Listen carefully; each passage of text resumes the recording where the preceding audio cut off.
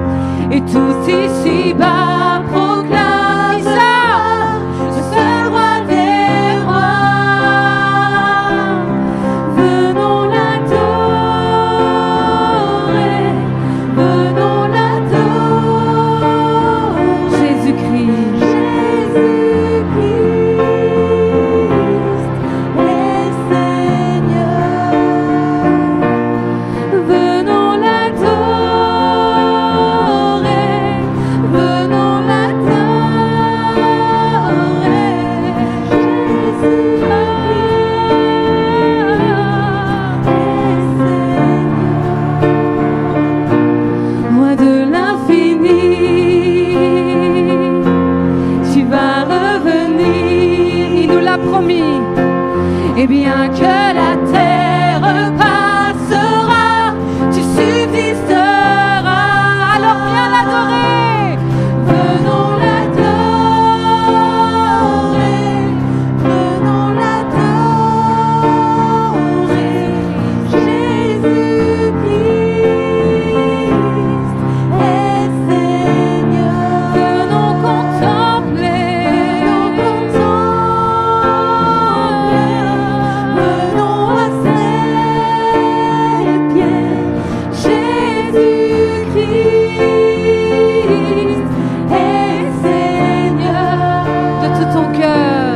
Alléluia.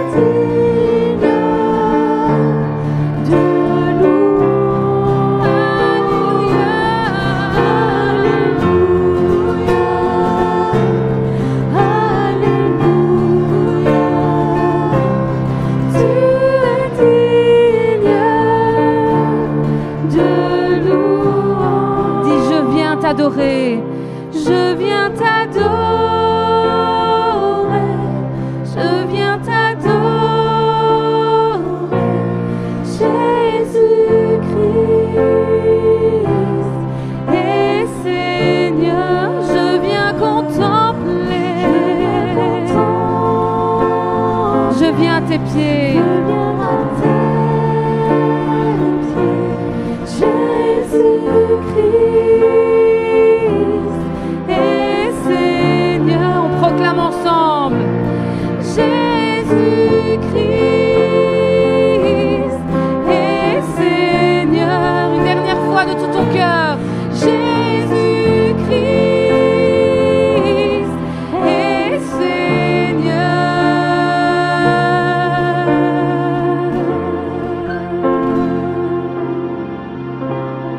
Amen, amen, amen. Sois béni, Jésus. Nous voulons te louer et t'adorer, Seigneur. Jésus-Christ, je suis venu te louer et t'adorer. Le psaume 107 dit ceci. Dites merci au Seigneur, car il est bon, et son amour durera toujours et pour toujours. Qu'ils disent cela, les gens que le Seigneur a libérés. Il parle de toi.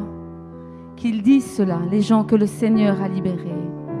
Qu'ils disent cela, ceux que le Seigneur a arrachés de l'ennemi. Ceux qu'il a rassemblés dans tout le pays, de l'est à l'ouest, du nord au sud. Certains marchaient un peu partout dans le désert et dans des endroits perdus. Ils ne trouvaient pas le chemin. Ils avaient faim et soif. Ils étaient découragés. Alors dans leur malheur, ils ont crié vers le Seigneur. Et le Seigneur les a délivrés de la peur. Qu'ils remercient le Seigneur pour son amour, pour ses actions étonnantes envers les humains. Dites merci au Seigneur, car il est bon, et son amour est pour toujours. Seigneur, je ne veux pas oublier. Ne permets pas, Seigneur, que j'oublie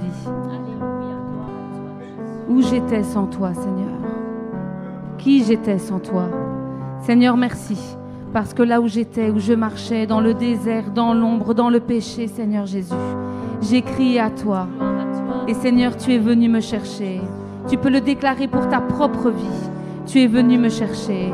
Tu es devenu le roi de mon cœur. Celui, Seigneur, qui fait déplacer mes montagnes. Seigneur, tu es mon chant. Tu es bon et je veux chanter tes louanges, chanter ta bonté. Tu ne m'abandonneras jamais. Seigneur, ta parole le dit. Ta bouche le déclare à mon cœur et je veux serrer cette conviction. Seigneur, tu ne m'abandonneras jamais. Toi, le roi de mon cœur. Est-ce que tu peux chanter avec moi? Est-ce qu'on peut déjà acclamer ce Dieu merveilleux qui nous accueille dans sa présence ce matin? Alors, qu'est-ce que tu veux faire d'autre ce matin que le louer et l'adorer? Que le roi de mon cœur soit la montagne où je cours. Il est mon chant. Amen.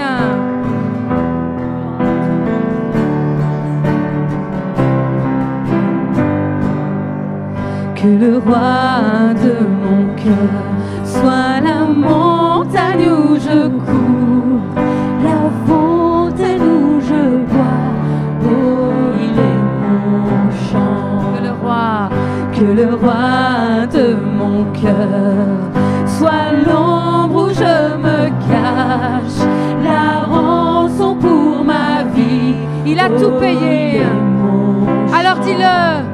Tu es bon, bon, oh, tu es bon, bon, oh, tu es bon Seigneur, tu es bon, bon, oh, tu es bon, bon.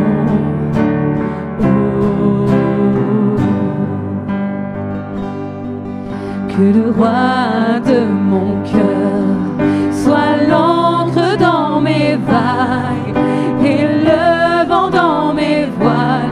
Oh, il est mon chant. Que le roi de mon cœur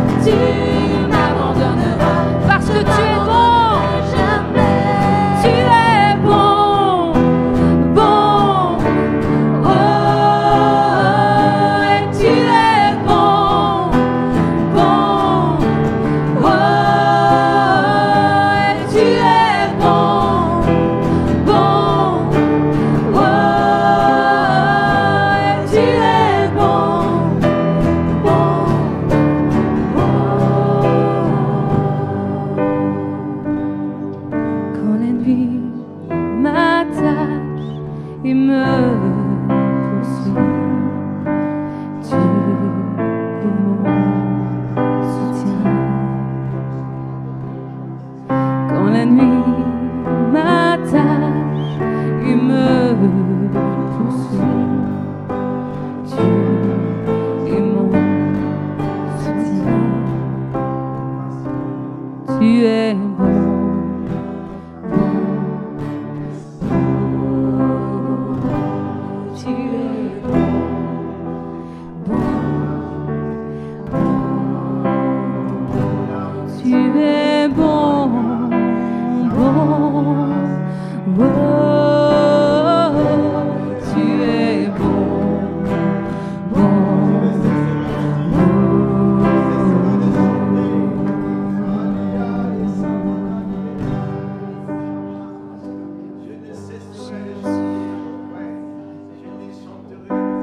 Louer Seigneur pour tes bontés.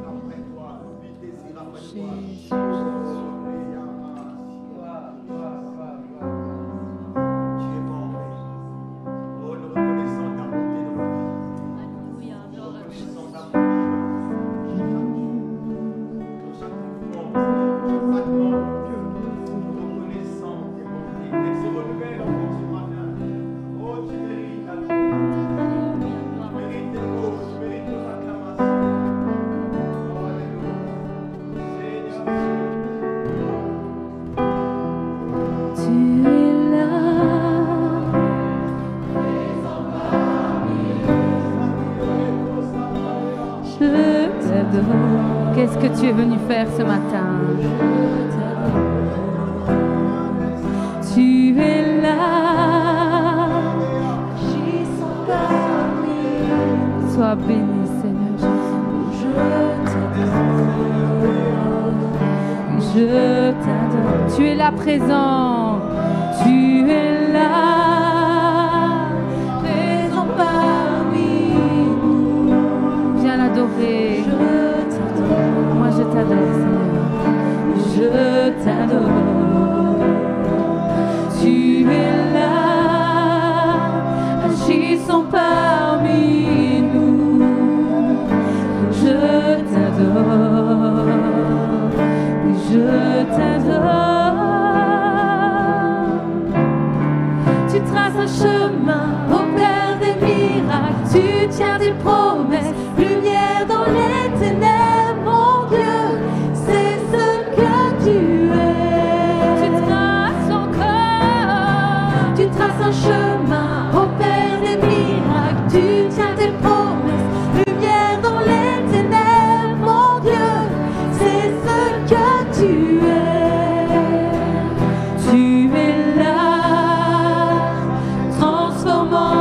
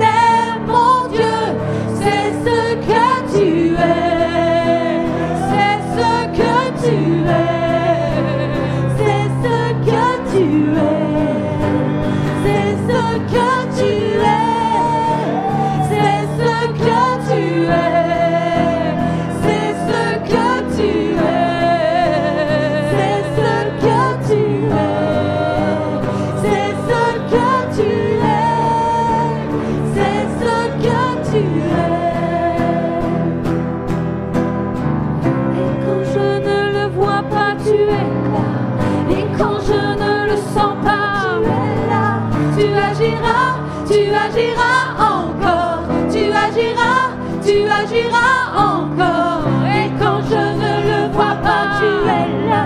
Et quand je ne le sens pas, tu es là. Tu agiras encore, tu agiras encore. Et quand je ne le vois pas, tu es là. Et quand je ne le sens pas, tu es là. Tu agiras encore. Tu agiras encore. Et quand je ne le vois pas, tu es là.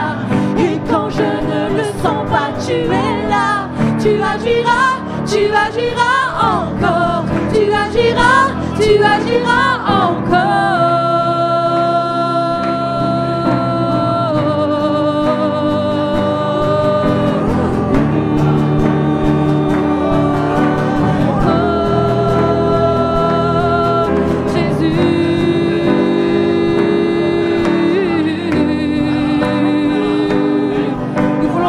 T'adorer, Seigneur, parce que tu traces un chemin. Alléluia. Tu traces un chemin, opère des miracles. Tu tiens tes promesses, lumière dans les ténèbres. Mon Dieu, c'est ce que tu es. Tu traces un chemin, opère des miracles. Tu tiens tes promesses, lumière dans les ténèbres. Mon Dieu, c'est ce que tu es, c'est ce que tu es, c'est ce que tu es. Seigneur, nous voulons te louer, t'adorer pour qui tu es, Seigneur. Celui qui trace un chemin, celui qui agit quand je ne le vois pas, celui qui sait où je vais, Seigneur. Merci, Seignor, pour la vie en abondance. Merci pour l'esprit en abondance. Déverse, Seigneur, dans ce lieu. Inonde ce lieu, vent du Saint-Esprit. Nous réclamons plus de toi, Seigneur Jésus. Merci pour ta présence, ton action, dans les ténèbres. C'est ce que tu es. Pourquoi j'y vais, Seigneur? Tu traces un chemin, pour faire des miracles. Tu tiens tes promesses, lumière dans les ténèbres. C'est ce que tu es. Et quand je ne le vois pas, tu es là. Et quand je ne le sens pas, tu es là. Tu agiras encore. Tu agiras encore. Et quand je ne le vois pas, tu es là. Et quand je ne le sens pas, tu es là. Ce matin, le Seigneur te rappelle que même si tu ne le vois pas, il agit. Même si quelquefois tu as un peu peur et tu es perdu, il agit. Même quand tu es un peu éloigné, il agit. Seigneur, c'est ce que tu es. Celui qui trace un chemin pour ma vie, qui sait mieux que moi où j'y vais et pourquoi je dois y aller. Seigneur, je te confie tout à nouveau mes voies. Confie toutes tes voies en l'Éternel.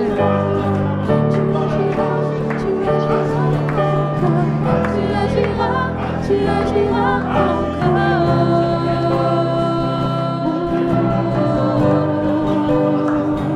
Élève ta voix. Louons l'Éternel pour qui il est. Ce chemin de vie.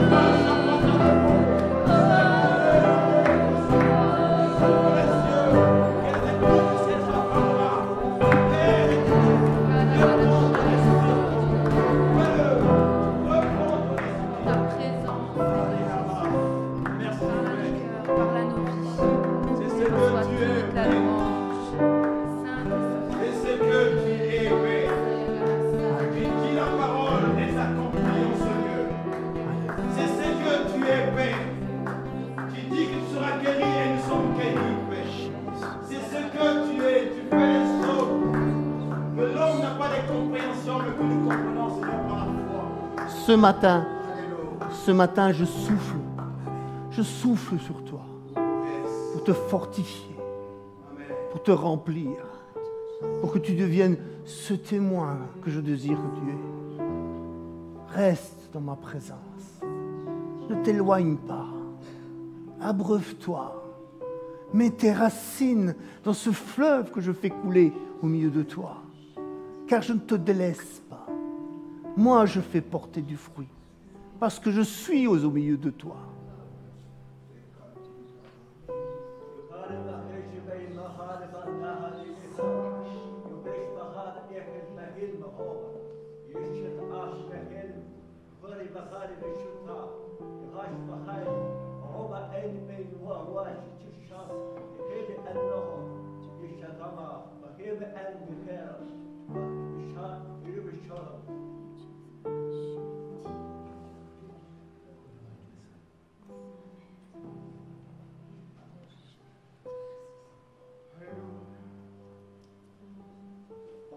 Tu te bats encore. Tu te bats et tu mets ton espoir en moi. Et tu passes par une souffrance, comme si la maladie s'attache à toi. Mais sache que cette maladie, elle ne vient pas de moi. Ne crois pas que cette maladie est à toi. À partir de maintenant, dans ton cœur, parce que tu te bats, tu me cries, tu me demandes, tu me supplies, et tu vois au loin de tes yeux que ton espoir s'ébranle. Mais sache que cette maladie, elle n'est pas là. Dans ton cœur, chasse-la. Et que ma gloire puisse t'épanouir dans ton cœur. Dans ton besoin, je pourvoirai. Parce que tu te bats. Mais tu mets ton espoir en moi. Continue. Alors la lumière jaillira dans ton cœur.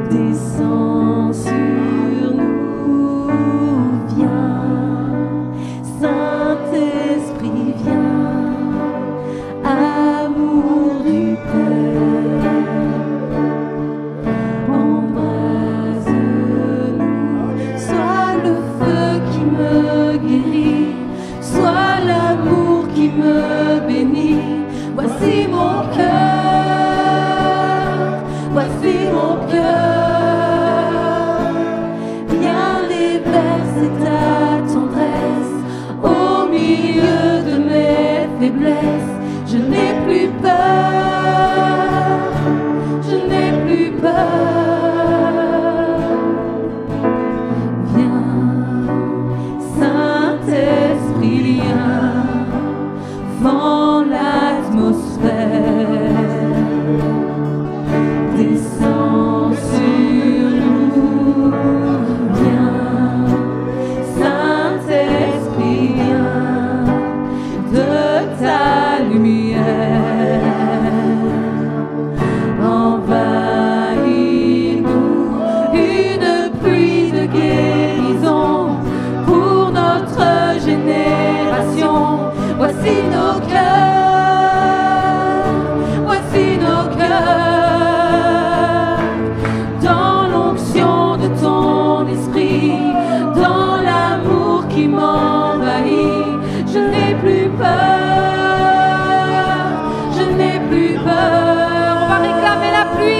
une pluie de guérison pour notre génération. Voici nos cœurs, voici nos cœurs, dans l'onction de ton esprit, dans l'amour qui m'envahit. Je n'ai plus peur,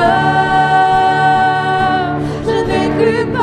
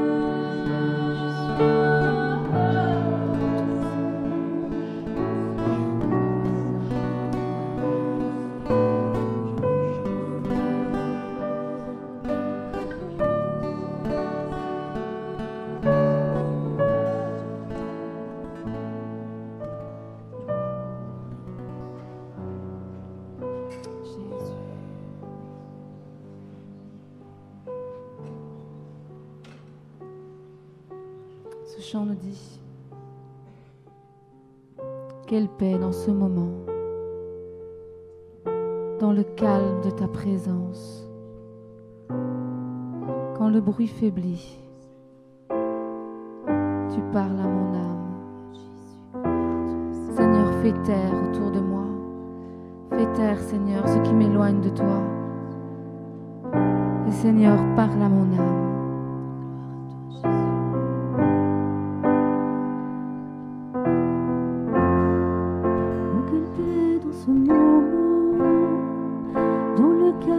Ta présence, quand le bruit faiblit et tu parles à mon âme, tu as toute mon attention. Fais-moi entendre ta voix, je ne veux rien manquer. Seigneur, mon cœur désire plus de toi, mon cœur recherche ta face. Alors je cède à toi et tout en moi est ému par ton amour, captivé par qui tu es. Conduis-moi à te connaître plus encore. Je veux m'approcher de toi, laisser mes peurs derrière moi. Seigneur, viens toucher ma vie à nouveau.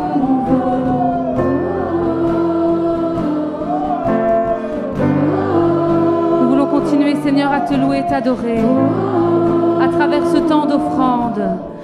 Seigneur, bénis les mains qui vont donner. Tu connais toutes choses, Père. Et merci, Seigneur, pour ce temps d'offrande qui est une louange et une adoration également. Seigneur Jésus, tu sais aussi que ceux qui nous suivent sur le net peuvent aussi donner, Seigneur, à travers ce numéro de compte. Seigneur, sois béni, glorifié, élevé à travers les offrandes que nous pouvons donner.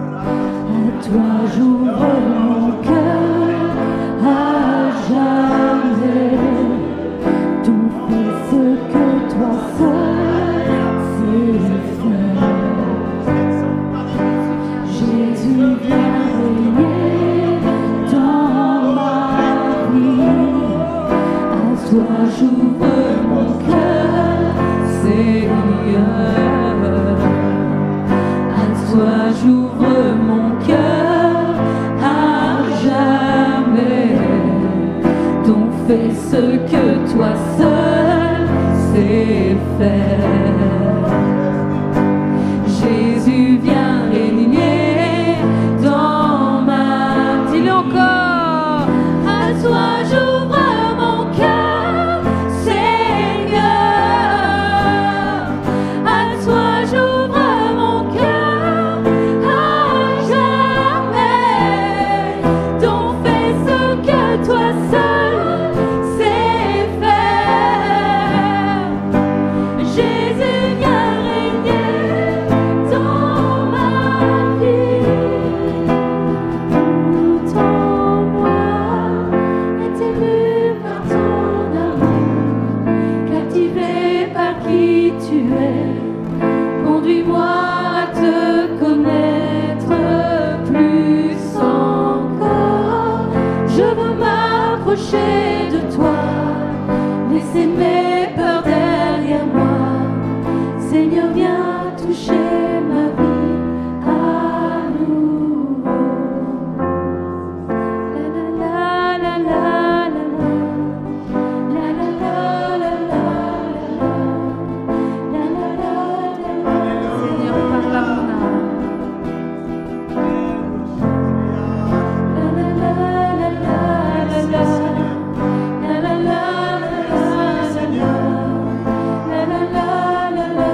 Oh, tu me fais connaître encore ce matin.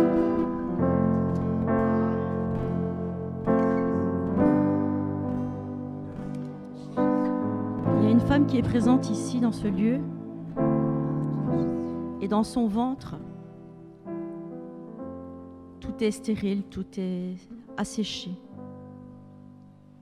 Il y a eu des années de combat. Mais le Seigneur met un point final aujourd'hui. Dans tous ces cratères asséchés, une vie arrive. Un enfant, un petit garçon qui sera consacré. Cet enfant grandira, entouré, avec un micro. Et là où il ira, il prêchera ma parole, il prêchera témoignage. Tu devras le préparer, tu devras le consacrer. Et je te confie ce rôle. Tu sais que c'est à toi que je m'adresse. Alors prends ma grâce, prends mon amour et fortifie-toi. J'ai à cœur de prier pour cette personne, pour cette femme. Merci Père parce que tu es bon et tu négliges aucun de tes enfants. Et ce matin, nous voulons déclarer que là où la mort était, la vie prend place. Tu restaures cette femme, tu restaures son cœur et tu restaures son corps. Merci pour cet enfant. Merci pour cette bénédiction. Merci pour ce couple qui sera présent, qui pourra entourer cet enfant, qui te sera consacré et pour lequel, Seigneur, tu vas permettre, Seigneur, que non seulement la joie, une joie immense, s'installera dans cette maison, mais que cet enfant te servira et répandra ton œuvre, Père. Merci, Père. Glorifie-toi encore, Seigneur Jésus. Merci, Papa. Merci, Seigneur Jésus.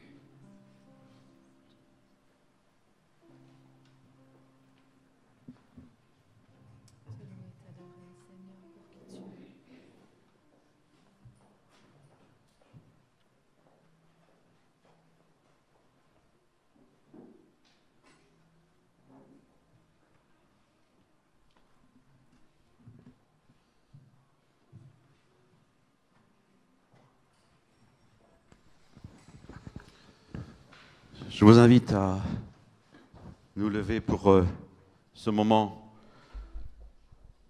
Et le Seigneur, s'adressant à ses disciples, pose cette question. Qui dites-vous que je suis ? Dans votre cœur, qui est Jésus ? Qui dites-vous qu'il est pour vous ? Qui dites-vous qu'il est dans votre vie? Est-ce que nous savons, est-ce que vous savez, est-ce que je sais qu'il est celui que Dieu a envoyé pour nous libérer du péché et de la mort? Est-ce que nous savons qu'il est le Fils de Dieu?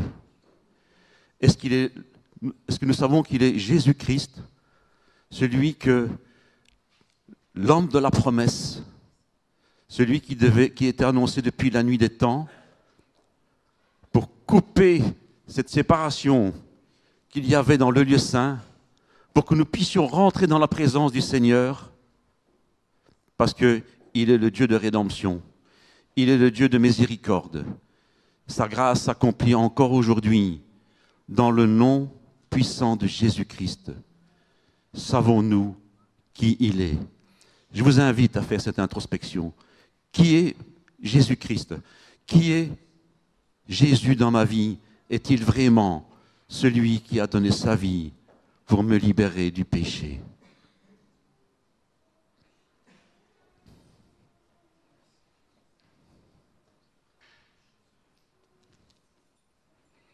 Et nous voulons rendre grâce pour le pain.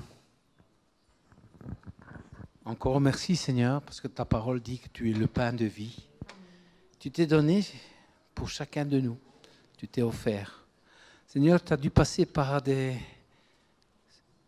maltraitances, Seigneur.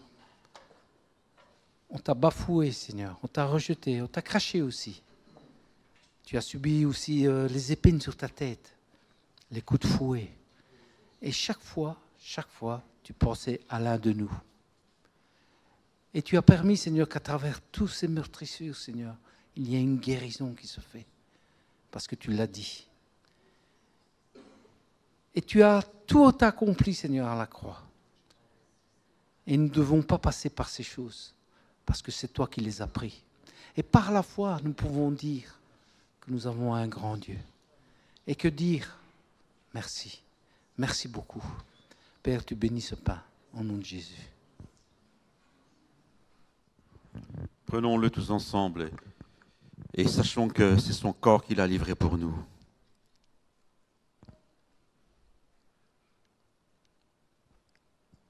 Rendons grâce pour la coupe. Amen. Je rends gloire à ton nom, Seigneur, et je te remercie. Sur la croix, ton sang a coulé abondamment pour nous tous, Seigneur.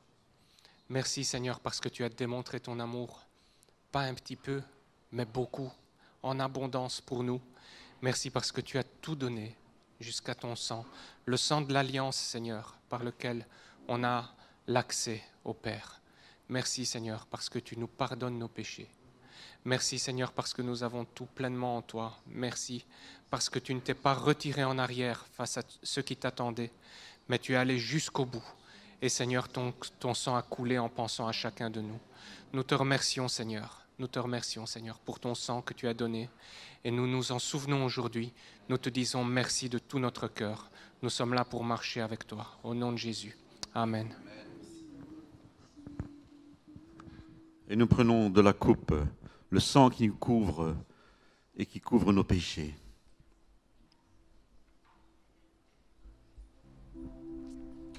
Continuons de louer et d'adorer.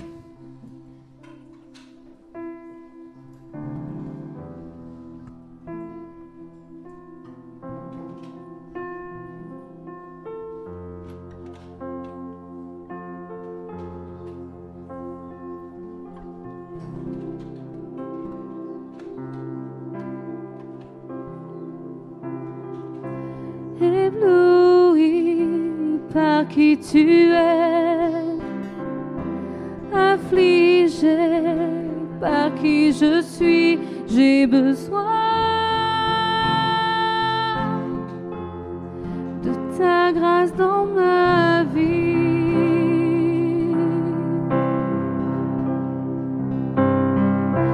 J'ai cherché le bonheur ailleurs, tout ce monde ne m'apporte rien, mais toi tu m'as donné ta vie. De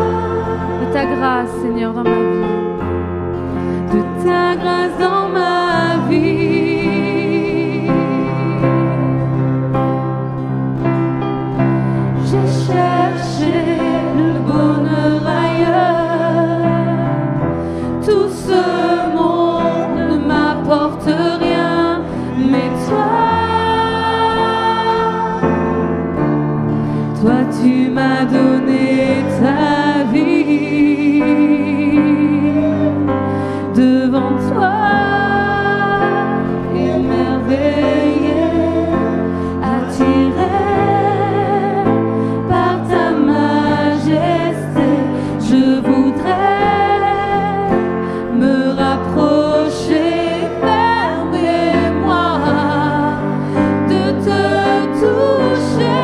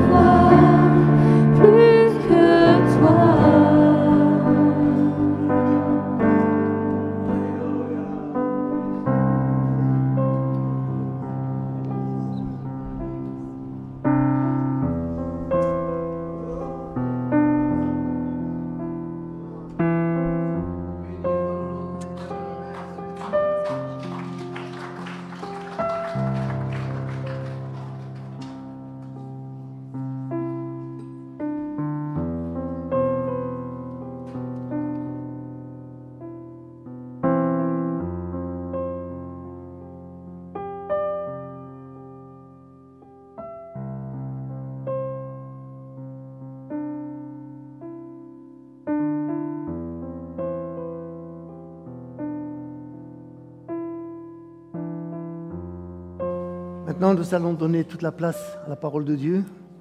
Et c'est notre frère, le pasteur Patrick Betungvungo. Voilà, je le dis convenablement. Sois le bienvenu, sens-toi libre. Que le Seigneur te bénisse. Sois libre, mon frère.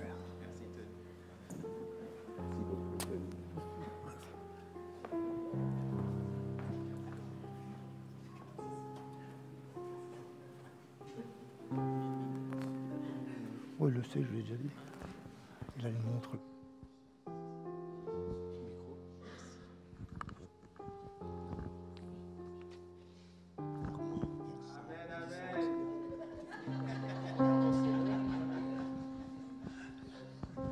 Vous avez compris. Merci encore une fois à Tony, merci à Angelina, merci à toute l'équipe, merci pour votre accueil. Mon épouse l'a dit, c'est pas du tout la première fois que nous venions, même si nous n'avons pas été spécialement au culte, mais à d'autres rencontres. Et je remercie le Seigneur pour tout ce qu'il fait parmi nous déjà ce matin. Que son nom soit vraiment honoré. Si je me permets, je vais peut-être déposer ma Bible ici pour avoir un peu plus de place sur la chaire. Et je la prendrai. Merci, merci pour l'eau.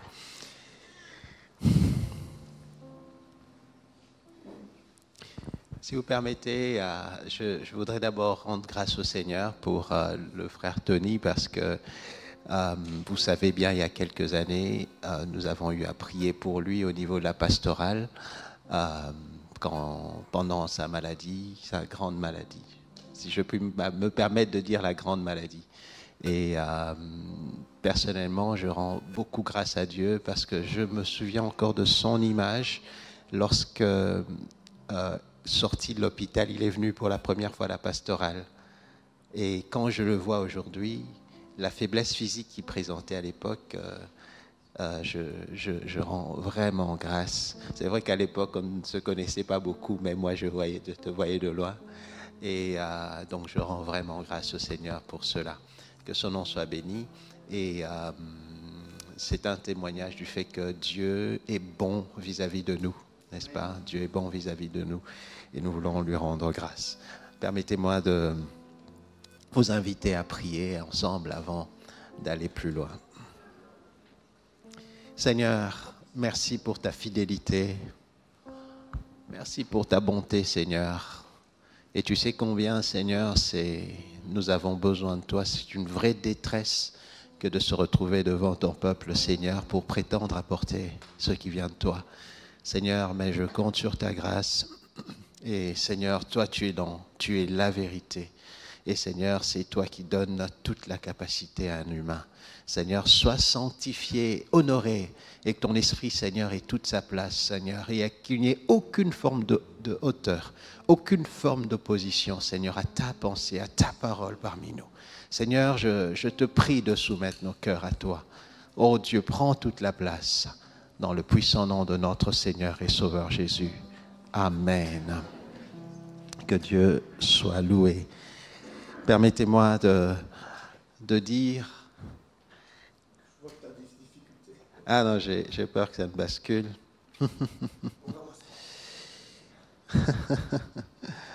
Que le Seigneur soit béni. Et il sait dans quel état sont nos cœurs aujourd'hui. Et il est quand même celui qui a dit, avec Dieu, nous ferons des exploits. Alléluia. Et dans ce passage-là où il est écrit dans les psaumes, avec Dieu, nous ferons des exploits, peut-être qu'on peut le lire en mettant l'accent sur l'exploit. Mais si on regarde ce qui est mis en avant vraiment dans ce texte, il s'agit de l'état de notre cœur. On pourrait même traduire « Avec Dieu, nous agirons avec vaillance. Avec Dieu, nous ferons des choses que peut-être naturellement nous ne pouvons pas faire. Avec Dieu, Dieu peut nous donner, je veux dire, un cœur pour accomplir des exploits. » Et c'est pour ça qu'il avait dit à Josué, dès le début, « Fortifie-toi, prends courage. » Parce que Dieu connaît l'état de nos cœurs et il sait combien les challenges, combien les choses auxquelles nous pouvons avoir à faire face peuvent être élevées au-dessus de nos forces. Et ce matin, je voudrais vraiment nous dire que dans la grâce, selon la grâce de Dieu, même des faibles peuvent vaincre. Même des faibles peuvent vaincre. Vous savez, le sage dit dans Ecclésiaste, c'est un passage que je vais nous inviter à lire, le sage met en avant le fait qu'il y a eu des personnes où il y a des circonstances par rapport auxquelles les pronostics ne nous donnent pas l'avantage. Vous connaissez, pour ceux qui suivent les sports, que parfois il arrive que celui qui sur papier devait perdre arrive à vaincre. Il arrive que celui qui avait le moins de chance, qui avait le moins d'énergie arrive en premier. Il arrive que celui qui avait les capacités les plus faibles, juste à la dernière minute, l'emporte sur celui qui avait le plus. Remarquez ce qui est écrit dans Ecclésiaste, chapitre 9, versets 13 à 15. « J'ai vu sous le soleil ce trait d'une sagesse qui m'a paru grande. Il y avait une petite ville, faible, avec peu d'hommes, un faible nombre en son sein. Un roi puissant marcha sur elle, l'investit et éleva contre elle de grands forts. Il s'y trouvait un homme pauvre et sage, qui sauva la ville par sa sagesse. Et personne ne s'est souvenu de cet homme, pauvre, faible, mais c'est lui qui a donné la victoire. Alléluia. Et je voudrais, au-delà de ce texte, que nous puissions nous appesantir sur un exemple dans la parole de Dieu d'un homme faible, parmi les faibles, mais qui a vaincu. Et dans ce texte-là, il s'agit en fait de l'histoire de Moïse, né dans un monde ou dans un pays où il y avait une majorité dominante. Il y avait un peuple qui avait le pouvoir, qui était, comme on pourrait dire chez lui, et un autre qui était faible, le peuple d'Israël, et qui était écrasé. Et ce Moïse, souvenons-nous, il est né le dernier de sa famille. Il était bébé. Et on peut imaginer qu'est-ce que c'est un bébé. Le bébé n'est pas le plus fort de la maison, chers frères et sœurs, comme nous le savons tous. Le bébé ne se débrouille pas tout seul, le bébé ne se lève pas tout seul, même pour se mouvoir, il a besoin d'autres qui puissent l'aider à se mouvoir. Il est né le dernier de sa famille dans le camp des faibles au milieu du pays d'Égypte. Il nous est écrit dans Actes chapitre 7, du verset 20 au verset 36, c'est une longue lecture, je vous prie d'avoir la patience de la lire avec moi. Étienne est en train de faire le rappel de l'histoire de Moïse. Il est en train de dire, à cette époque naquit Moïse, qui était beau devant Dieu. Il fut nourri 3 mois dans la maison de son père, et quand il fut abandonné, on va noter ce mot, la fille du Pharaon le recueillit et l'éleva comme son fils. Moïse fut instruit dans toute la sagesse des Égyptiens, et il était puissant en parole et en œuvre. Lorsqu'il eut 40 ans révolus, la pensée lui vint au cœur de visiter ses frères, les fils d'Israël. Il vit un qu'on maltraitait, prit sa défense et vengea l'opprimé en frappant l'Égyptien. Il pensait que ses frères comprendraient que Dieu leur accordait le salut par sa main, mais eux ne comprirent pas. Le jour suivant, il parut au milieu de certains d'entre eux qui se battaient et il tâcha de rétablir la paix entre eux. « Vous, dit-il, vous êtes frères. Pourquoi vous maltraitez-vous l'un et l'autre » Mais celui qui maltraitait son prochain le repoussa et dit « Qui t'a établi chef et juge sur nous ? Veux-tu me tuer de la même manière que hier tu as tué l'Égyptien ?» À cette époque, ou à cette parole, Moïse s'enfuit et s'en alla séjourner dans le pays de Madian, où il engendra 2 fils. 40 ans plus tard, un ange lui apparut au désert du mont Sinaï, dans la flamme d'un buisson en feu. Et le voyant, Moïse fut étonné de cette vision, et comme il approchait pour regarder, la voix du Seigneur se fit entendre. « C'est moi, le Dieu de tes pères, le Dieu d'Abraham, le Dieu d'Isaac et le Dieu de Jacob. » Et Moïse, tout tremblant, n'osant regarder. Le Seigneur lui dit, retire tes sandales, je passe ce détail, verset 34. J'ai bien vu le malheur de mon peuple qui est en Égypte, j'ai entendu son gémissement, j'ai vu dans quel état, j'ajoute, de faiblesse il était, je suis descendu pour le délivrer. Viens maintenant pour que je t'envoie en Égypte. Écoutons bien cette conclusion. Ce Moïse qu'ils avaient renié en disant, qui t'a établi chef et juge, c'est lui que Dieu envoya comme chef et comme libérateur avec l'aide de l'ange qui lui a été apparu dans le buisson. C'est lui qui les fit sortir en opérant des prodiges, des signes au pays d'Égypte, à la mer Rouge, au désert, pendant 40 ans. Le petit faible, né parmi les faibles, qui fut abandonné, sera le vainqueur. Fera celui qui fera des exploits avec Dieu. Non pas seulement dans le pays d'Égypte, mais en face de la mer Rouge et dans le désert pendant 40 ans. Et en fait, il y a 2 choses qui attirent l'attention dans l'histoire de Moïse pour passer de ce petit faible, de cet homme qui un jour a dû fuir, à celui qui allait accomplir des exploits. Et ce passage s'inscrit sur 2 choses. Avec la grâce de Dieu, nous allons essayer de les voir. La première, on va s'y étendre un peu plus, c'est qu'il a fallu pour arriver là que Moïse fût réconcilié avec sa propre identité. Un retour à l'identité. Mais on va voir, mes frères et sœurs, que ce retour à lui-même, pour qu'il parvint à cette destinée-là, ne s'est pas fait dans la simplicité. C'est passé d'abord par le chemin de la douleur. La douleur, pourquoi ? Parce que lorsqu'il retourne vers les siens, premièrement, il est frappé, il prend conscience du vécu de maltraitance, il est choqué par ce qui se passait. Et c'est comme s'il prend soudain conscience de la grande faiblesse et du caractère secondaire écrasé de son peuple. Il est choqué, verset dans Exode, on nous raconte cette parole, et dans Actes aussi, où on dit que Moïse, devenu grand, fut témoin de leurs pénibles travaux. Et en plus de la douleur, du mépris qu'il voit sur son peuple, il va souffrir également de la frustration du fait que sa disponibilité à aider n'a pas été bien reçue. Un retour vers les siens, un retour vers son identité, mais dans la douleur.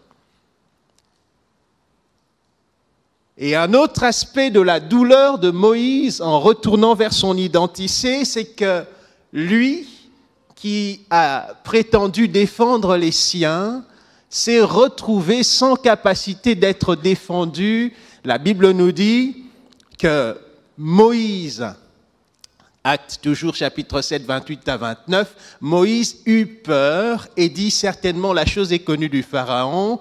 Et Pharaon a pris ce qui s'était passé et cherchait à faire mourir Moïse. Mais Moïse s'enfuit devant Pharaon. Je retourne vers mes frères, je vois la peine dans laquelle ils sont, et en plus je veux les aider, ils me rejettent. Et de surcroît, je me sens complètement dépouillé de toute protection.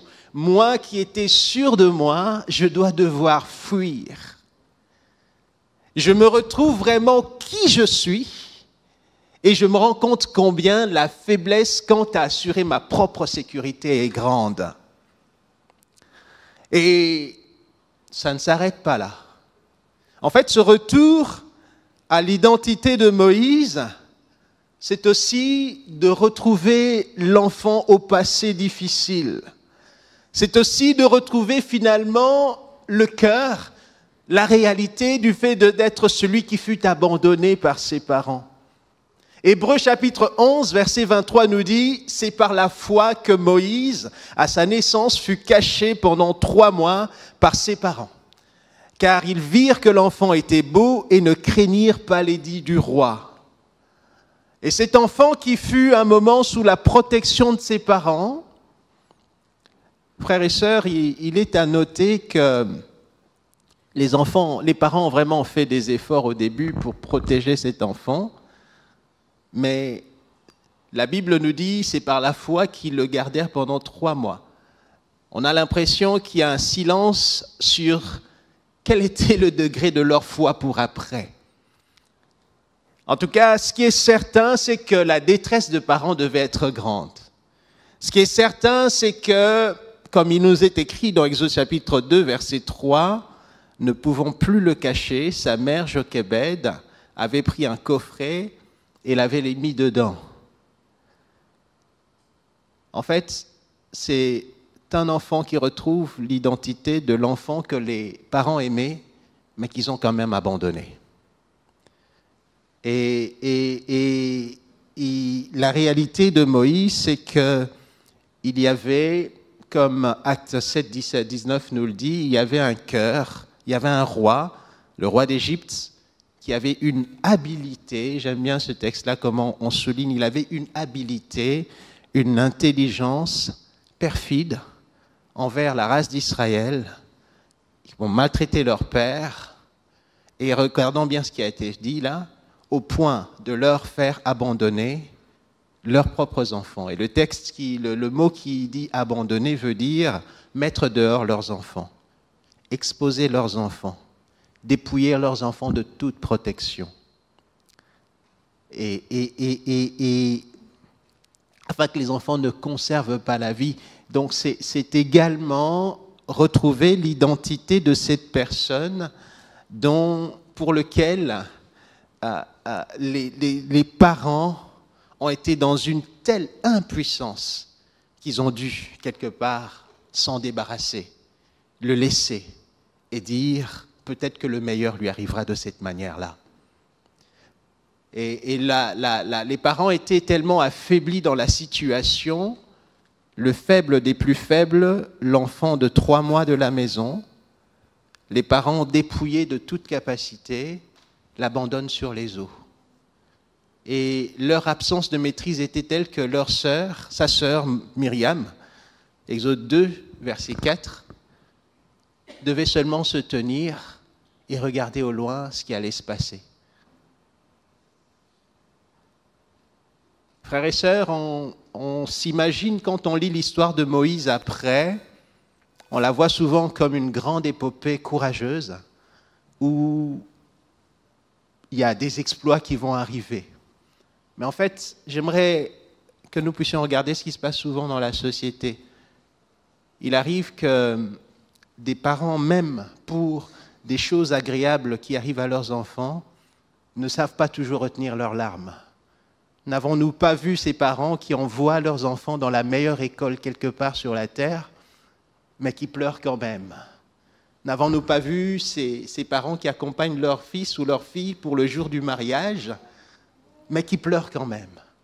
N'avons-nous pas vu ces parents qui sont tellement fiers de ce que leur enfant est devenu?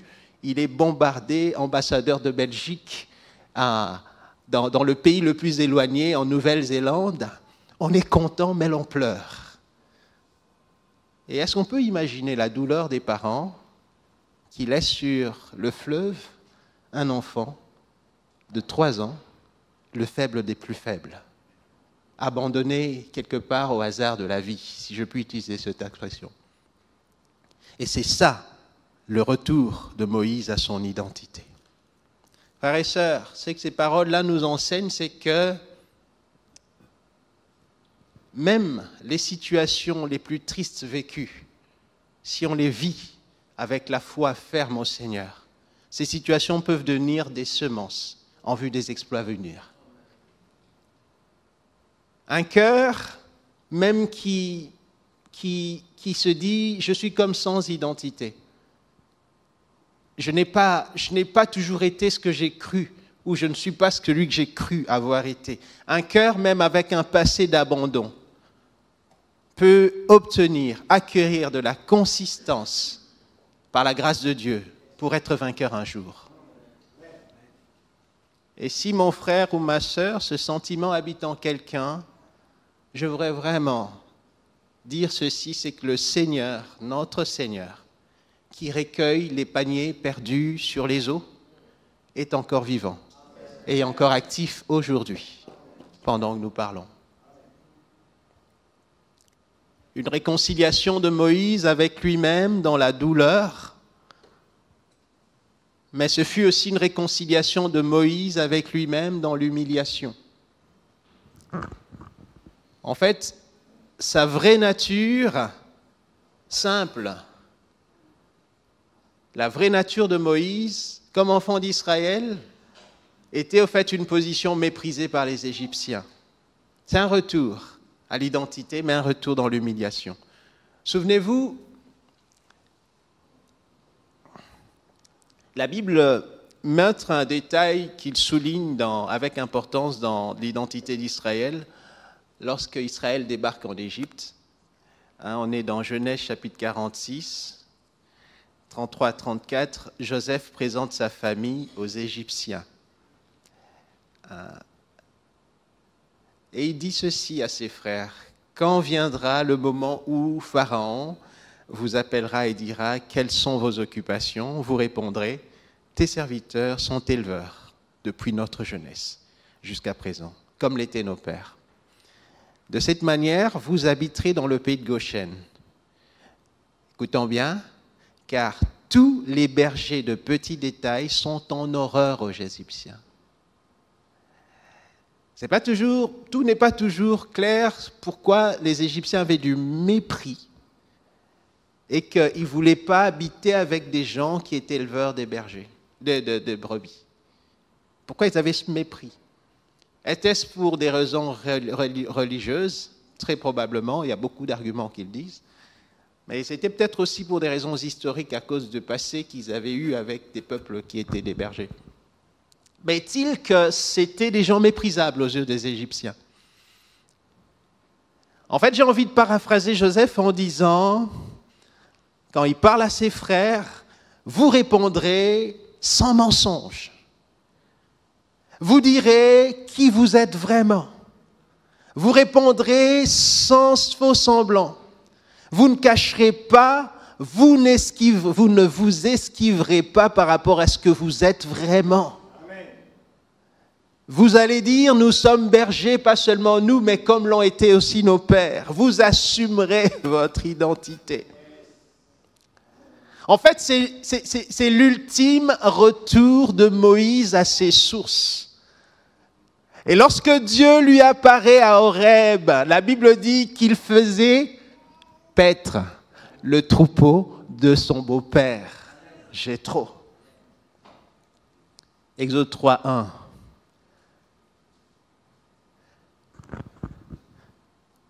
Frères et sœurs, pour celui qui avait vécu 40 ans comme prince d'Égypte, celui qui était séparé de ses tâches méprisables, celui qui habitait parmi les nobles, parmi les forts, et qui n'était pas dans les camps des faibles pendant 40 ans, quand il fut abandonné, la fille de Pharaon le recueillit bien évidemment. Frères et sœurs, il a été élevé comme prince d'Égypte, c'est ce que nous dit la Bible.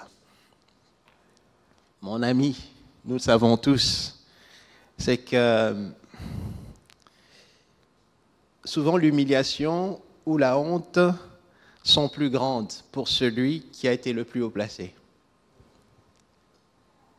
Et il y a tous ces restaurants à Bruxelles, près du Sablon, pour ceux qui connaissent, et il y a peut-être d'autres lieux que vous connaissez, où les restaurants sont chics, comme on dit, où les hôtels sont chics.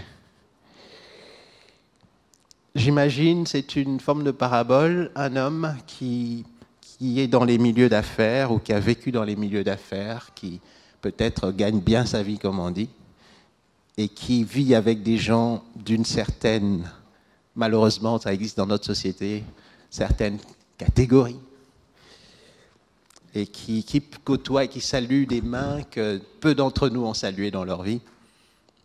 Et puis un jour, malheureusement, il arrive à perdre ses avantages. Et comme la vie est parfois cruelle, il se retrouve dans la rue. Et il est malheureusement devenu sans domicile fixe. Et vous imaginez cet homme s'approcher de ces grands hôtels et s'asseoir tout près. Il redoute de croiser ceux qui l'ont connu. Il va sans doute éviter ces endroits. Mais si vous prenez quelqu'un qui n'a rien à perdre, un SDF de Bruxelles qui toujours est là, qui a toujours mendié au même endroit, il n'y a pas de changement pour lui. La vie poursuit son cours. Mais celui qui aura été grand sera vraiment dans l'humiliation, entre guillemets, si on peut le dire. Le simple berger d'Israël, qui avait toujours été berger, réduit en esclavage, n'avait rien à perdre. Mais pour celui qui était prince en Égypte, qui a vécu 40 ans comme tel, se retrouver en position de berger, ça, l'écart est grand. Frères et sœurs, il n'est pas toujours joyeux de constater ce qu'on est réellement. Il n'est pas toujours facile d'assumer ce qu'on est tout court, tout simplement. Et dans nos vies, il n'est pas non plus facile de voir la réalité de ce que nous sommes, parfois des douleurs refoulées qui viennent à notre conscience. Ce n'est pas toujours facile. Le retour à soi-même, mes frères et sœurs, à sa propre réalité, nous fait quitter des illusions.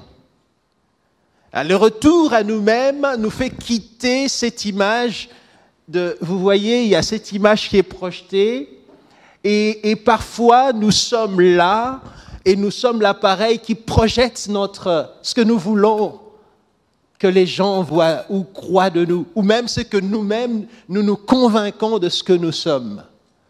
Ah, moi, je suis peut-être, quelqu'un se dit, je suis celui qui est le meilleur père, ou moi, je suis un chrétien sans défaut, moi, je suis un grand prédicateur.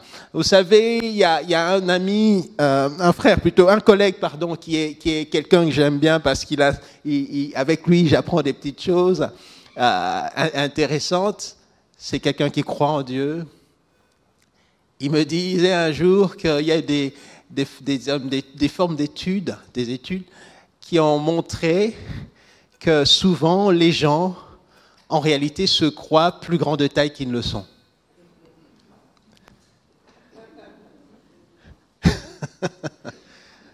Ils estiment avoir une taille plus grande. Il y a ces espèces de projections d'une forme, d'un idéal de nous-mêmes ou d'une fausse réalité à laquelle on s'attache. Combien d'entre nous n'ont pas été déçus parfois en voyant leur propre image de profil pour la première fois? Ah tiens, mon profil ressemble à ça. Et quand on entend sa propre voix enregistrée, la première fois que j'ai entendu ma voix enregistrée, je vous avoue que j'étais choqué. et parfois certaines photos qu'on n'aime pas, mais j'aime bien nous dire à nous-mêmes que, en fait, la personne qui est sur la photo, c'est vraiment nous. Même si nous n'aimons pas notre visage sur la photo. Et donc,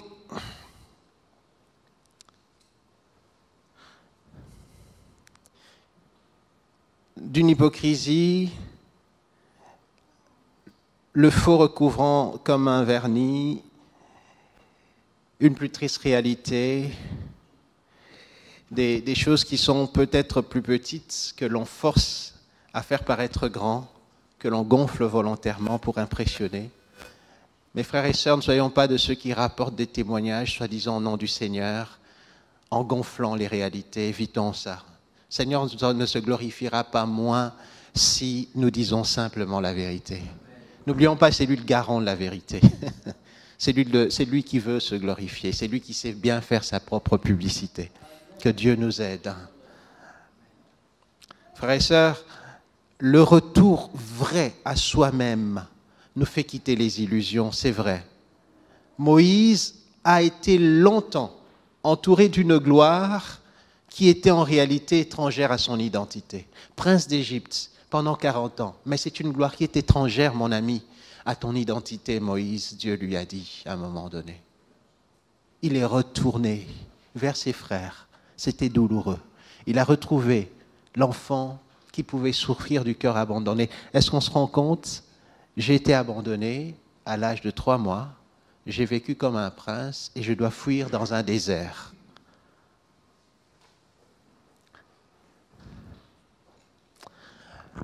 Frères et sœurs, certaines personnes se sont disputées avec ce qu'ils sont vraiment. Ils ont été comme des voitures coccinelles qui voulaient rouler comme des Porsche. Ou alors ils ont voulu en donner l'impression. Même si on met un moteur, même si on prend une carcasse de Porsche, si on y met un moteur de coccinelle, la réalité ne changera pas la vitesse de cette voiture. Le dictionnaire Robert nous parle de l'identité en nous disant que c'est le caractère de ce qui est une unité. L'identité, c'est pas être quelque chose, ou plutôt prétendre être quelque chose et ne pas l'être. L'identité, c'est être un avec ce qu'on prétend être. Une réconciliation à soi-même. Nous sommes fragilisés chaque fois que nous n'acceptons pas qui nous sommes réellement. Jésus l'a dit dans Matthieu chapitre 23, 25 à 28 que nous allons lire. Il a dit avec une certaine même colère à ceux à qui il s'adressait. Malheur à vous, scribes et pharisiens hypocrites, parce que vous nettoyez le dehors de la coupe et du plat, et qu'au-dedans, ce sont pleins de rapines et d'intempérance. Malheur à vous qui n'êtes pas vrais, pharisiens aveugles, nettoie premièrement l'intérieur de la coupe et du plat, afin que l'extérieur aussi soit net. Malheur à vous, scribes et pharisiens hypocrites, parce que vous ressemblez à des sépulcres blanchis, qui paraissent beaux et qui, mais au-dedans, sont pleins d'ossements, de morts et de toute espèce d'impureté. Vous de même, au dehors, vous paraissez juste aux yeux des hommes, mais au-dedans, vous êtes pleins d'hypocrisie et d'iniquité. Que le Seigneur qui a dit ces paroles nous délivre. Que le Seigneur nous rende nous-mêmes. Que le Seigneur, qui sait combien il y a un chemin vers des exploits en étant dans la réalité. La réconciliation à l'identité pour Moïse a été une nécessité pour Moïse en vue des exploits que Dieu avait pour lui. Et quelque part, lorsqu'on est authentique, on est consistant, on est plein, on est consistant, on est plein. Remarquez, alors que l'auteur aux Hébreux dit que Moïse va faire des exploits avec Dieu.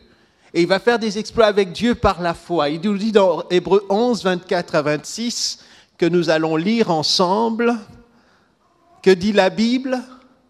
C'est par la foi que Moïse, devenu grand, refusa d'être appelé fils de la fille du Pharaon, aimant mieux être maltraité avec le peuple de Dieu que d'avoir la jouissance éphémère du péché. Il estimait en effet que l'opprobre ou l'humiliation ou les insultes du Christ étaient d'une plus grande richesse que les trésors de l'Égypte, car il regardait au loin vers la récompense. Et il estimait que l'identité, même si ça allait lui apporter de l'humiliation, puisque c'était le chemin par lequel Dieu voulait délivrer son peuple, ce chemin-là allait lui donner suffisamment de consistance. Qu'y a-t-il de plus puissant que les richesses et les trésors de la science cachés en Christ? Qu'y a-t-il de plus puissant et de plus fort que lui-même marche avec nous? Je suis le Dieu de ton père. Je suis le Dieu de tes pères Abraham, Isaac et Jacob. Je te réconcilie avec moi-même. Je sais quel dessein j'avais avec Jacob. Et par cette voie, tu iras, tu délivreras mon peuple. Tu diras à Pharaon, laisse partir mon peuple. Toi qui es né le plus petit dans le camp des faibles et qui a été abandonné dans les eaux et qui a été dépouillé, c'est toi, le faible, qui deviendra fort.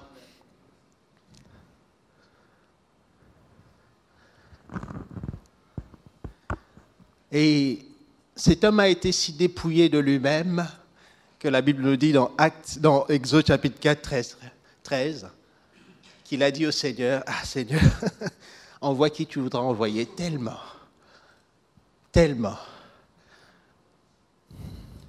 Que le Seigneur puisse nous aider, frères et sœurs. Que le Seigneur puisse nous conduire. Et nous n'allons pas découvrir combien Dieu est puissant tant que nous ne serons pas réconciliés avec nous-mêmes quelque part, avec la vérité de qui on est simplement. Alors que nous arrivons à la fin, après ce retour à l'identité, il y a un deuxième élément qui a fait que le faible Moïse devienne le fort qui allait vaincre, celui qui allait accomplir les exploits avec Dieu, qui allait, comme la Bible dit, c'est lui qui les fit sortir en opérant des prodiges, des signes au pays d'Égypte, à la mer Rouge et au désert pendant 40 ans. Il y a un autre élément qui est le fait, c'est le deuxième point, c'est que le cœur de Moïse a été impressionné par Dieu lui-même. Et au chapitre 3, versets 2 à 4 nous raconte ceci, c'est que Moïse qui faisait paître simplement les troupeaux de Jéthro, son beau-père, sacrificateur de Madian, il le mena au-delà du désert et se rendit à la montagne de Dieu à Horeb. L'ange de l'Éternel lui apparut dans une flamme de feu. L'ange de l'Éternel lui apparut dans une flamme de feu au milieu du buisson. Moïse regarda, et voici que ce buisson était tout en feu, même que le buisson ne se consumait point. Moïse dit, je vais faire un détour pour voir quel est ce spectacle grandiose, extraordinaire que je vois, et pourquoi le buisson ne brûle pas. L'Éternel vit qu'il faisait un détour pour voir, et Dieu l'appela de l'intérieur du buisson et dit, Moïse, Moïse. Il répondit, me voici. Dans toute cette histoire, on voit que Moïse n'avait pas prémédité sa réorientation dans la vie. On voit là, en fait, que son attention fut attirée par Dieu lui-même. Il vivait plus que sa vie, il vivait sa vie normale quelque part. Et Dieu, c'est Dieu qui est venu donner un nouveau tournant. C'est Dieu qui a pris l'initiative inattendue, on le sait. Dieu est venu complètement lui-même dans l'affaire. Frères et sœurs, j'aimerais quand même nous dire, nous pouvons crier, chercher la face de Dieu, pleurer, prier dans nos faiblesses, pour des soucis, pour des choses. Mais il y a une chose, c'est que nous n'avons pas le monopole de nos soucis. Nous n'avons pas le monopole de nos soucis. Nous-mêmes. Je voudrais dire vraiment que Dieu, lui aussi, Dieu, lui, avant nous, pense à nous, pense à notre faveur. En fait, Dieu nous a aimés le premier, Jean nous le dit. Et on est face à un homme qui avait constaté ses limites. Et même il est resté dans le pays de Madian 40 ans, quelque part on peut dire qu'il était évidemment sans moyens et il ne savait plus imaginer quelque chose de réaliste pour sortir son peuple. Il n'avait pas d'armée, il était un simple berger. Il n'y avait plus rien de réaliste. En fait, Dieu est venu comme réanimer, remettre à la vie l'esprit de Moïse qui était mort par rapport aux ambitions.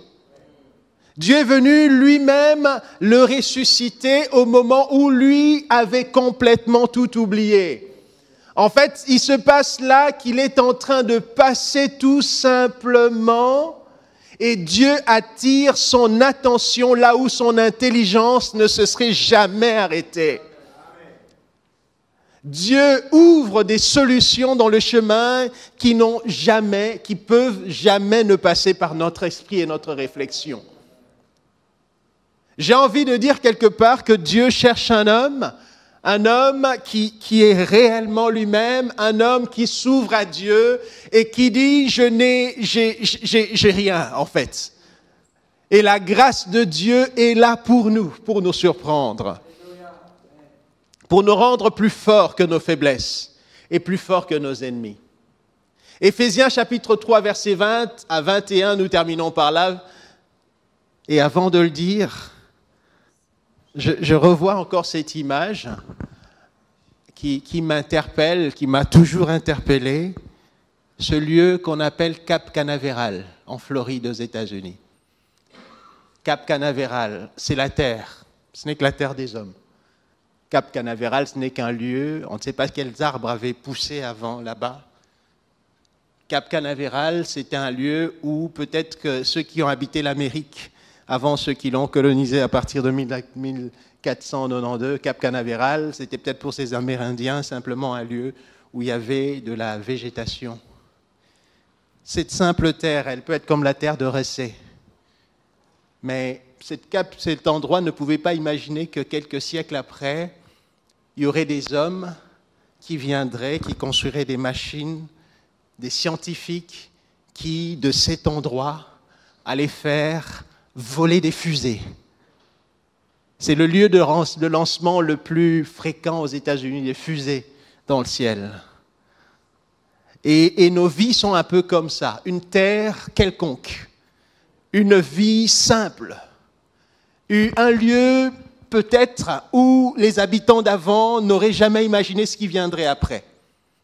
Mais nos vies sont comme ce Cap Canaveral d'où Dieu peut faire décoller des fusées.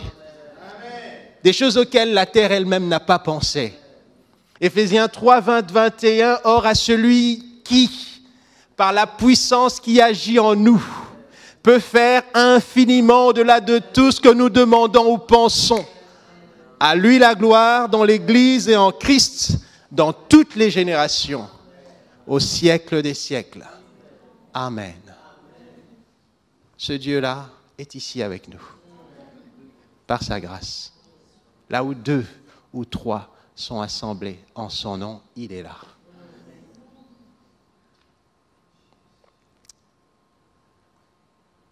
Votre vie n'échappe pas. Nous allons prier le Seigneur.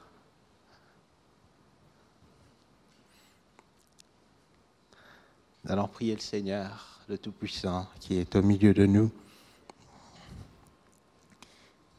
et qui entend les prières.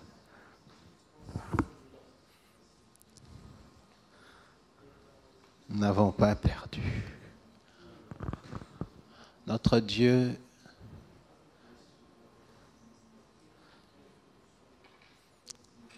c'est lui qui nous a donné rendez-vous ce jour dans sa présence. C'est lui qui a donné rendez-vous à son Église ici à Ressé dans sa présence. Celui que plusieurs invoquent avec sincérité. Il est celui qui est là ce matin pour celui qui peut-être doit se réconcilier à lui-même et qui constate qu'il ne doit pas continuer à fuir ses douleurs. Il ne doit pas continuer à fuir ce qui ne va pas. Il ne doit pas continuer à être comme si ce n'était pas lui. Mon frère, ma sœur, il arrive que on puisse faire des efforts, mais on sait bien que ces efforts ne produisent pas de fruits. Les douleurs des cœurs ne sont pas parties. Le Seigneur a dit, venez à moi vous tous qui êtes fatigués et chargés, je vous donnerai du repos. Déchargez-vous sur lui de tout faux fardeau, car lui seul prend soin de vous. Lui-même prend soin de vous. Il est ici au milieu de nous, notre Dieu. Il a dit, ne continue pas à te battre avec toi-même, à te battre contre qui tu es vraiment. Viens à moi tel que tu es. Et moi je dis au Seigneur, tel que je suis, je viens à toi. Je dis au Seigneur, tel que je suis, je viens à toi. Oui Seigneur. Oui Seigneur. Nous savons que le Christ lui-même a pourvu.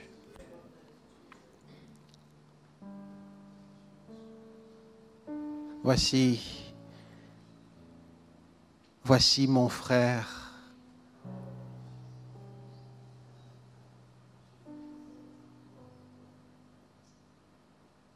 Seigneur, me mets à cœur que tu puisses ne pas être comme ces personnes à qui Christ a parlé avec ses vérités. Ceux qui soignent les apparences, mais au-dedans, ce sont des ossements. Il ne s'agit pas forcément des ossements d'iniquité. Il s'agit des ossements de faiblesse, de mort, d'absence de vie. Que les apparences ne changeront pas. Et Dieu veut guérir l'intérieur. Ne sois pas comme celui qui a vécu des années et des années avec une gloire qui n'était pas la sienne. Que le faux soit désengagé de votre vie. Que le vrai vienne. Il vous faut un cœur avec lequel le Seigneur va accomplir des exploits.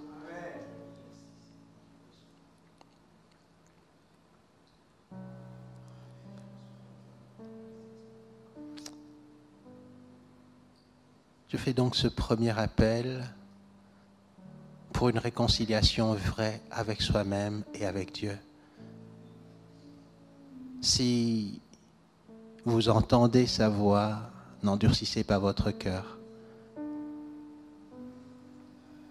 Et cet appel est fait pour vous, peut-être si vous ne connaissez pas le Seigneur, mais que vous voulez vous engager avec Christ.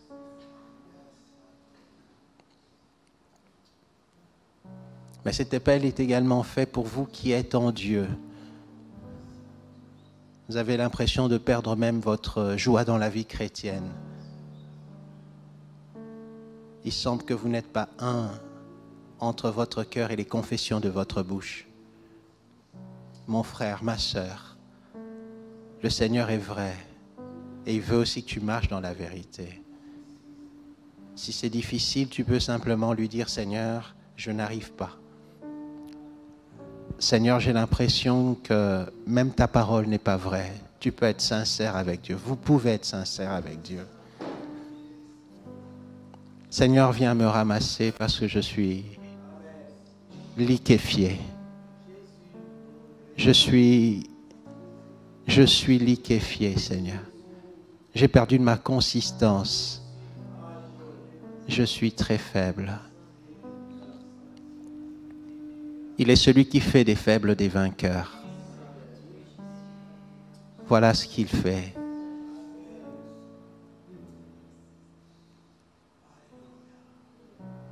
Oh Seigneur.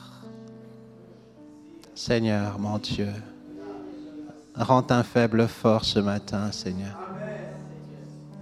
Donne à un faible de vaincre dans sa grâce, dans ta grâce, Seigneur. Mon Dieu, mon Dieu, mon Dieu, mon Dieu. Mon Dieu, mon Dieu, mon Dieu.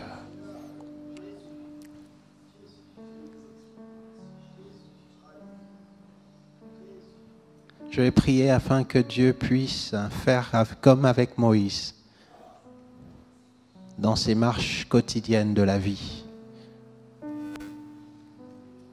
afin qu'il puisse ouvrir l'intelligence en nous impressionnant. Là où nous n'avons pas fixé notre regard, là où notre intelligence n'est pas allée. Vous cherchez peut-être un chemin. Vous cherchez peut-être une direction. Je prie que le Dieu de grâce, qui apparaît et qui donne quelque chose que votre esprit n'attend pas, comme un buisson qui brûle sans se consumer, quelque chose que vous n'avez jamais vu, auquel n'est pas monté à votre cœur. Seigneur, je te prie pour celui qui cherche ta direction. Seigneur, je te prie pour celui qui cherche ta direction. Je te prie pour celui qui cherche ta direction. Si vous êtes dans ce cas-là, où vous cherchez une direction, vous avez besoin que le Seigneur puisse vous l'accorder, puisse vous éclairer. Je vais vous demander de vous manifester. Le pasteur Denis va prier pour vous, simplement, en levant la main. Ça, pour cette première catégorie. Et si vous vous sentez comme liquéfié, faible, incapable, vous avez l'impression que vous faites des efforts comme une ombre qui cherche à se lever de la terre, vous ne pouvez pas. Vous pouvez aussi vous manifester, le pasteur va prier pour vous.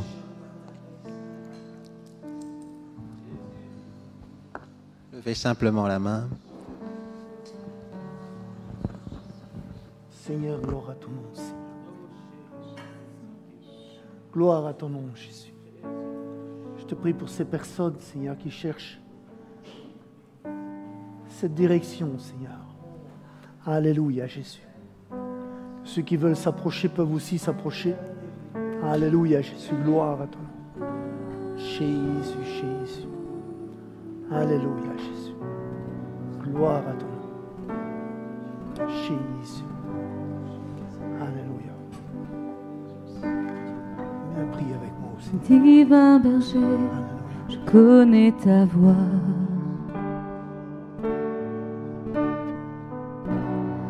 Prince de paix, je demeure en toi.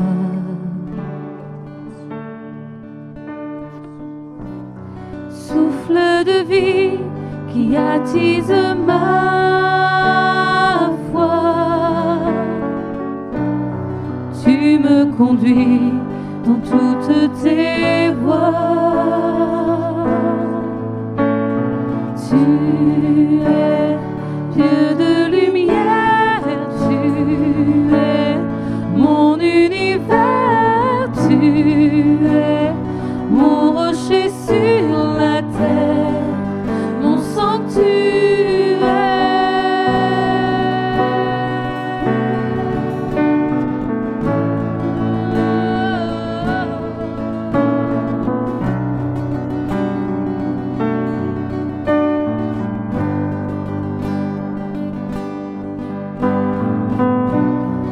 dans la vallée de l'ombre et l'effroi.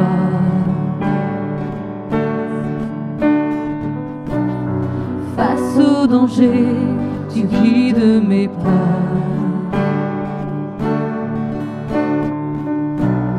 Lueur du ciel, ta lumière vit en moi. Père éternel, tu soutiens ma voix.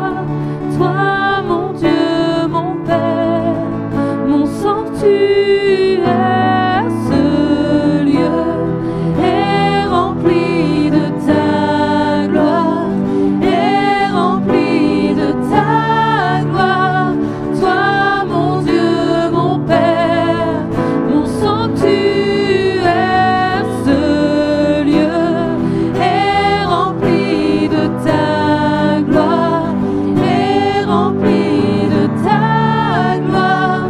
Toi, mon Dieu, mon Père, mon sanctuaire, ce lieu est rempli de ta gloire, est rempli de ta gloire. Toi, mon Dieu, mon Père, mon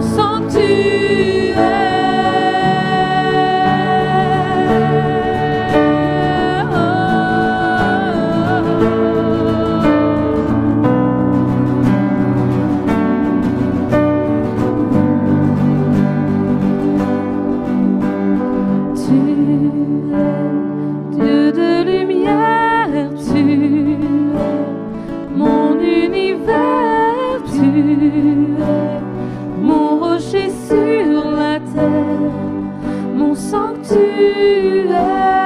tu es Dieu de lumière, tu es mon univers, tu es ma source en plein désert, mon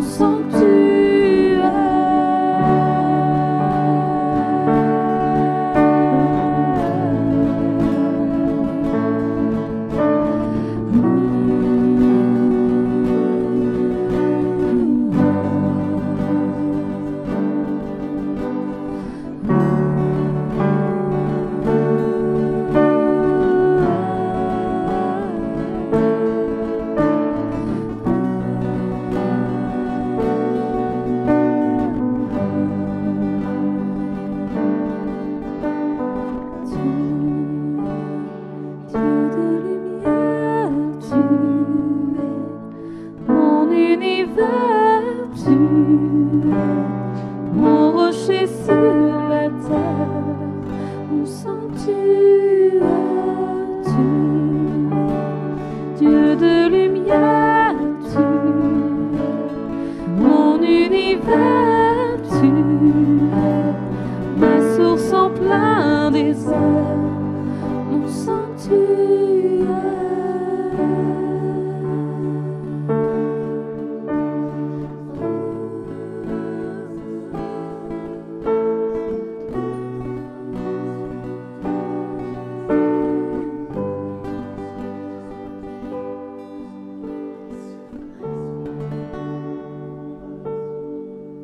Gloire au Seigneur. Alléluia, Jésus. Gloire à ton nom, Seigneur. Merci, Seigneur, pour ces paroles. Seigneur Jésus, alléluia. J'ai cette pensée à travers tout ce que le frère nous a prêché. C'est lorsqu'on a introduit l'arche de l'alliance. Et on sait quelle alliance on a, nous. Mais lorsqu'il a introduit l'arche de l'alliance dans le temple, tout s'est habillé de bissus. Tous étaient dépouillés de leur ornement. Il n'y avait pas de catégorie, mais simplement le bissu représente la grâce. Tout nous vient de Dieu, frères et sœurs. Nous n'avons pas à venir avec nos mérites, avec nos forces, mais laissons construire le Seigneur. Vraiment, il nous veut tels que nous sommes. Je veux remercier le frère de s'être laissé inspirer par ce sujet difficile, parce qu'il touche la profondeur des âmes. Il nous parle d'être tels que nous sommes, afin que nous puissions marcher dans la force du Seigneur. Je remercie notre frère. Merci de t'être tenu devant le Seigneur. Nous pouvons le remercier avec son épouse. Ici.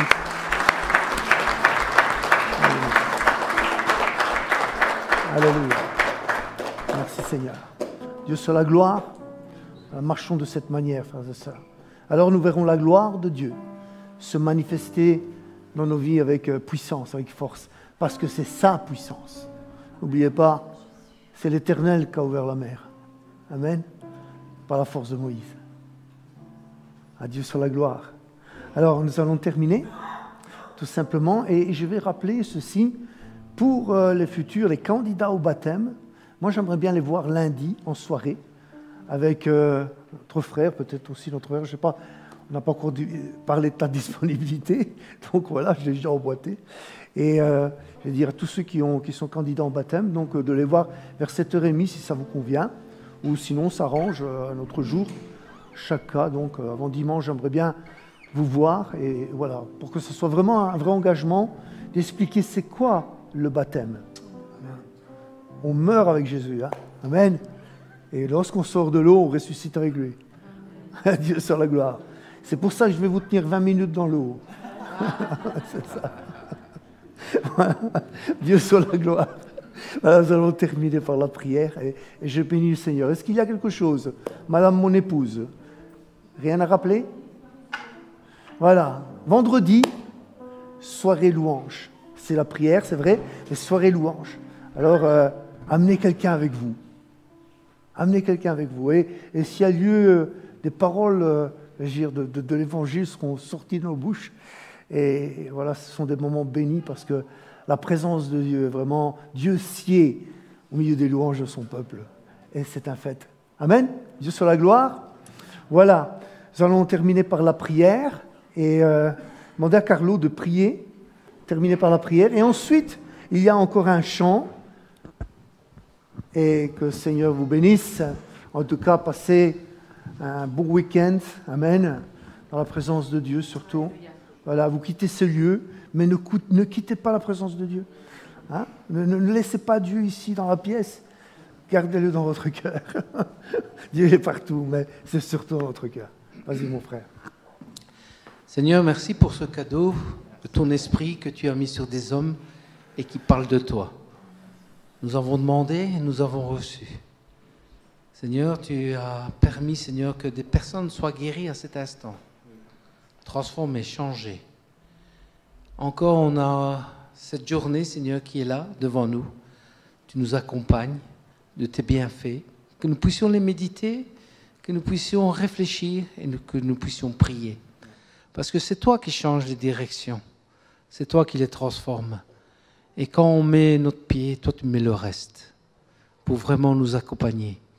Père, je te demande que ceux qui ont reçu maintenant cette parole soient renouvelés dans le nom puissant de Jésus. Bénis-nous. Amen. Juste quelque chose, j'allais l'oublier. Nous allons charger notre sœur et notre frère de saluer l'église de Blanc-Bleu. Amen. Voilà, et on vous salue.